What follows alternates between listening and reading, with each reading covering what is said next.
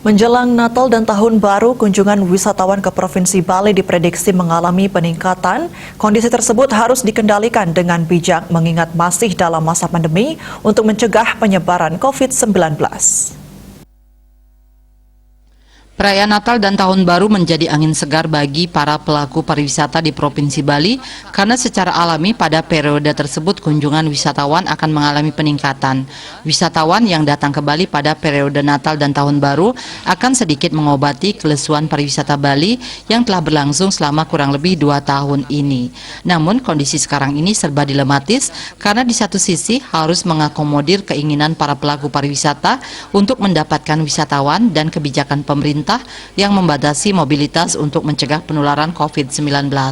Menurut Akademisi Kesehatan Ana Agung Ngurahkusumajaya, kondisi dilematis ini harus dimaknai dengan bijak.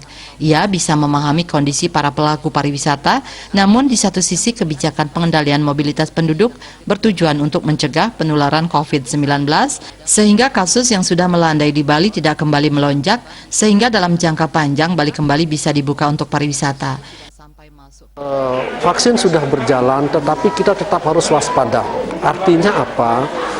Aturan yang diterapkan dengan 5M ya, dengan masker, dengan menjaga jarak, mencuci tangan, kemudian membatasi gerak ini memang harus kita maklumi dulu ya, sebagai salah satu upaya yang bisa kita lakukan bersama. Karena begitu kasus varian baru COVID ini masuk ke Bali, ini tentunya akan bermasalah sekali.